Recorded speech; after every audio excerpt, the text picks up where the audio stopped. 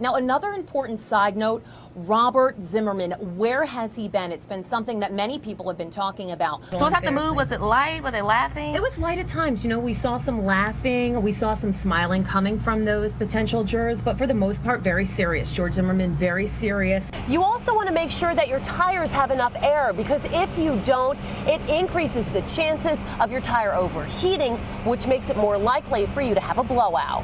Health experts say that many people are sitting at a computer all day and don't get enough exercise.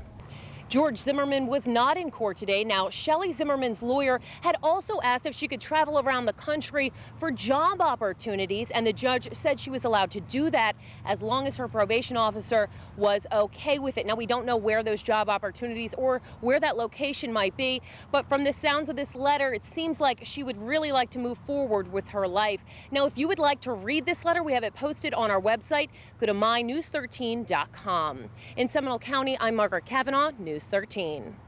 Amoebas can be found in bodies of water like the one behind me. Fresh water. Experts suggest holding your nose, using a nose plug, or keeping your head above water. The sound of these big pieces of aluminum blowing all over the neighborhood was terrifying for the people who live here. Right now I'm standing with David, whose office building is actually right next door to where this happened. Now tell me, what did it sound like? What was it like in your office when this happened earlier? Well, we were all pretty busy on the phones when all of a sudden I felt a massive explosion. It shook the whole building. He was here waiting for his daughter to get off the school bus after she spent the day at high school. But this is the same area where the two of them were here this morning when their normal routine turned terrifying. It could be as easy as paying for the toll for the person behind you. 1 in every 3 American women will experience some form of sexual assault in their lifetime, according to the National Institute of Health. He is expected to survive, according to deputies that I've been speaking with out here, Kelly, but a terrifying night at work for him. But DOT leaders say this is all about the money. Right now, there are railroad tracks in between the airport and the Sunrail stop that's in Sanford. DOT would have to buy those railroad tracks. They would also have to make accommodations to upgrade it for all of the passengers that would be using it. Now, leaders stress that this entire process could take years to complete, and right now they're working on a feasibility study so they can reach out to the public to see what they think. Right now, under state law, the largest size container that bars and restaurants are allowed to sell wine out of is about this size, a gallon. Every 9.5 minutes, someone is infected with HIV in the United States. Right now, there's over 1 million people living with the virus, according to the CDC, and they say 1 in 5 don't even know that they have it. They tell me that you'll be seeing more medians like the one I'm standing on out here on Orange Blossom Trail to try to give pedestrians a safe place to wait while they try to cross the street. 18-year-old Bubba Hunter wins an arm wrestling match against the quarterback of the high school football team. I feel like I'm a pretty strong dude. He beats me sometimes. And Bubba's also expected to beat the football star in the race for Homecoming King. Bubba and Simone Atkins are both seniors at West Orange High School. Last week, they were nominated by the school to be in the homecoming court. We're not doing this because we feel bad for them or anything like that. We're doing this because we genuinely like Bubba and Simone. Friends say it's their positive personalities that landed them the honor. He doesn't have a worry in the world, and he just is never in a bad mood, ever. Trying to hold back tears, everything, it's just overwhelming. It's awesome for them. Our whole school was just so excited. It was just, they're just a breath of fresh air. The two get a lot of attention. You would think they're running for a political seat. As classes switch and the courtyard is flooded with students, you can see lots of hugs, high fives, and more arm wrestling. I even challenged the homecoming hopeful and seriously lost. Always just a high-spirited guy, a nice, happy person, and he just brings people together. Bringing the school together one smile at a time. In Orange County, I'm Margaret Kavanagh, News 13. Shelley Zimmerman accepts her punishment, 1 year probation, 100 hours of community service, and the letter that she's already written to the judge that she lied to.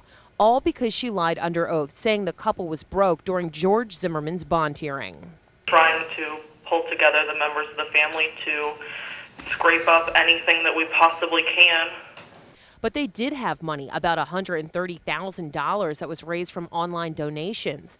Essentially, her lawyer says Shelley took bad advice from others when she told the judge that she had no money. He explains what people were saying to her. We're not sure that's your money. That's defense fund. We don't know if that's your money, so we can't really say it's yours. Now, were they moving it around? Yeah. Were they spending it on things? Yeah. He says it was a difficult time for his client. She was scared. Her husband's locked up. She doesn't know what's going on. So she stood by her man, like Tammy Wynette says.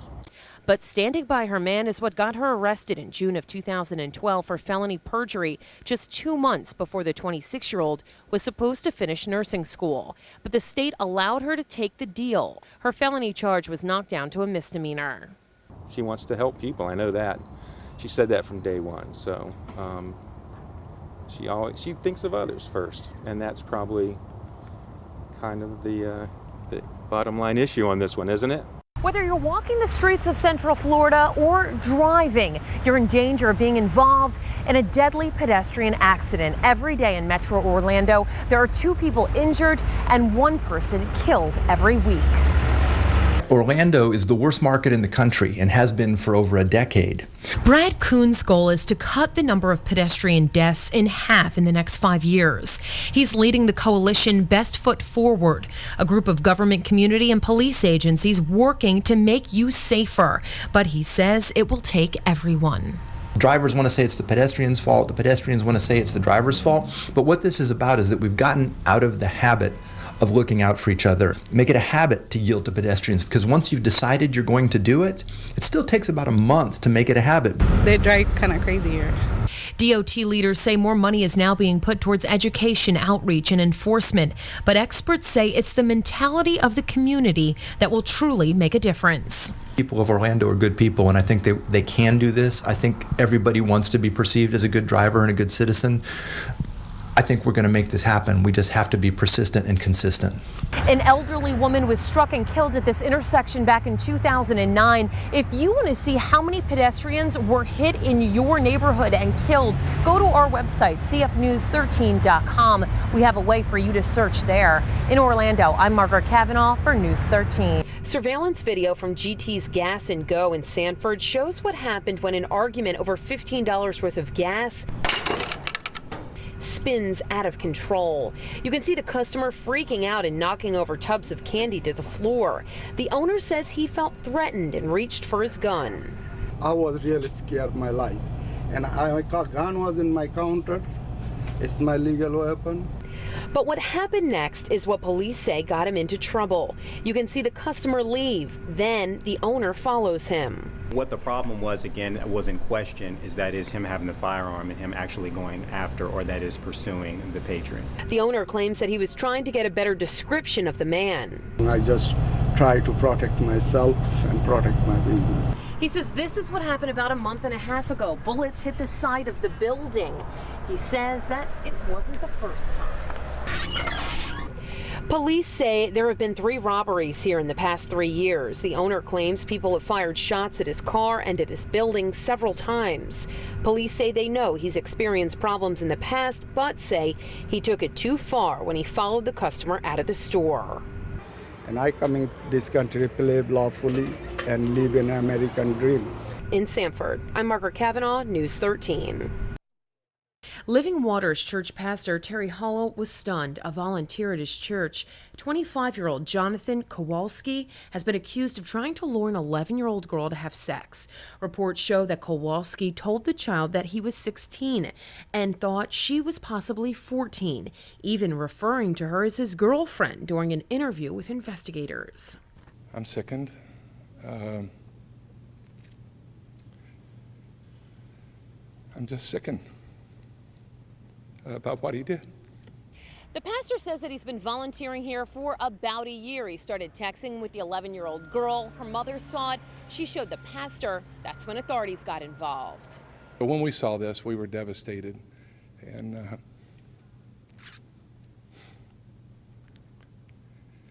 we just felt like we had to do everything we could do. Osceola County detectives went undercover and started pretending to be the child through text messages.